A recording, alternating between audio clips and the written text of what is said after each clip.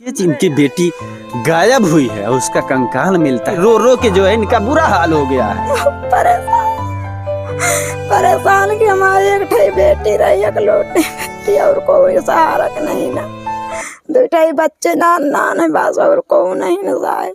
कहो सो दुश्मनी नहीं दुश्मनी तो साहब को नहीं ना। अच्छा हाँ दुश्मनी नहीं ना, अपने आप दुश्मनी बनाए हुए तो नहीं जानी साहब हम। हाँ आपका क्या नाम हुआ? हमारा सुशीला नाम है साहब। अपना क्या नाम हुआ? फूलचंद साहब। फूलचंद। हाँ साहब। के भर के गए पुलिस, हाँ कहने के जांच हुई तो तुम्हारी बेटी को माना जाएगी, तुम्हारी बेटी है। हम कहा चलो ठीक है साहब, नहीं यकीन मन तो चलो जांच कर लियो। और हमारी डीएनए जांच होगी। हाँ जांच हुई तो वही का जांच कल भा है साहब। कल गए हमारे आदमी के हमार खून निकाल के साहब पुलिस लेके गवाह है। अच्छा जांच के लिए? हाँ जांच के लिए प्रशासन के द्वारा यह कहा जाता है कि इसकी जांच की जाएगी, उसके बाद पता लगेगा कि यह आपकी ही बेटी का है।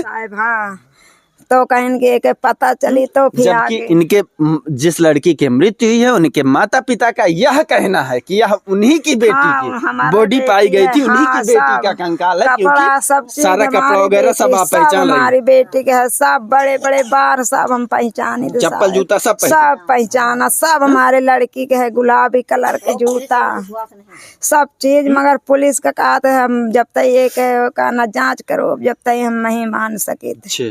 मगर हम कहा चाहे साहब मानो चाहे नहीं, मगर हमारी बेटी है, नहीं ना अब नहीं होते तो कतो पता चलते।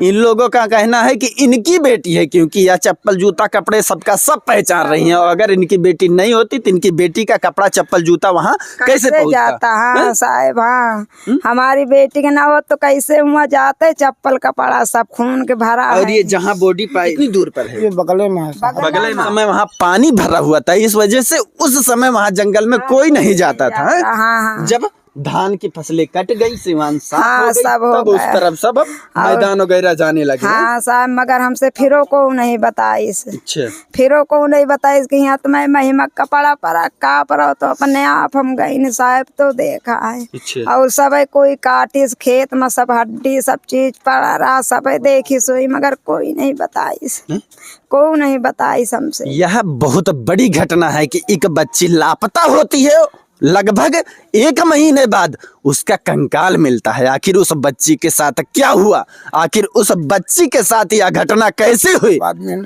कमाई खाई मजदूरी करके था।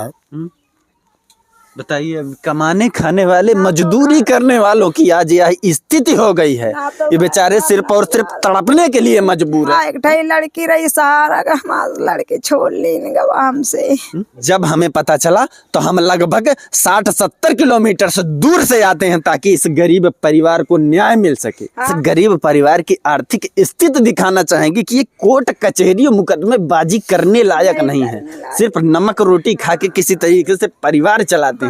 या ऊपर आप देख रहे होंगे यही तिरपाल लगा के किसी तरीके से जो है छांव किया गया है कि ताकि बारिश से बच सके। ठंड के मौसम में देख रहे होंगे किस प्रकार से कपड़े के टुकड़े से लगा के इसे ढका गया है ताकि यह किसी तरीके से ठंड से बच सकें। अब सोचिए किस प्रकार से कोर्ट कचहरी में दौड़ के किस प्रकार से इन्हें न्याय मिलेगा, हमारे समझ में नहीं आ रहा है। सिर्फ आप ही लोग इस परिवार की मदद कर सकते हैं। देखिए यहाँ खाना बनता है और यहाँ इस तरफ दिखाइए ये छत है, ये देखिए जितनी ऊंचाई हमारी है इतना ऊंचा इनका मकान है, ये देख सकते हैं।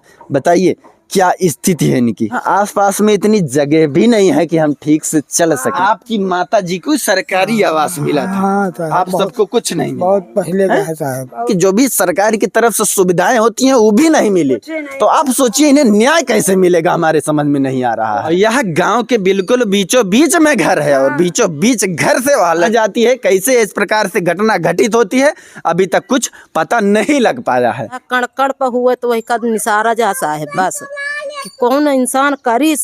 बहुत बुरा हाल है। हाँ। बच्चियां बताइए, अगर शाम सुबह कहीं निकलती होंगी तो गांव वालों को डर लगा रहता होगा, पता नहीं क्या होता है। अरे बच जाती नहीं ना, डरा थी।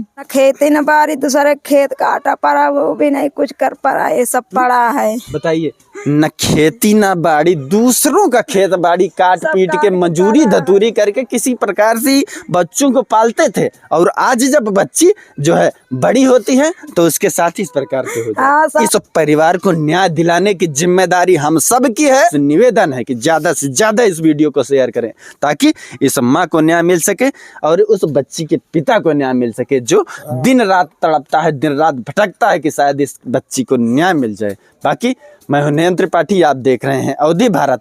और अगर आप चाहते हैं कि हम इसी प्रकार से गरीबों की आवाज उठाते रहें तो वीडियो को ज्यादा से ज्यादा शेयर कीजिएगा। जो भी अपराधी हैं वह जल्द से जल्द पकड़े जाएं और इसका खुलासा हो सके।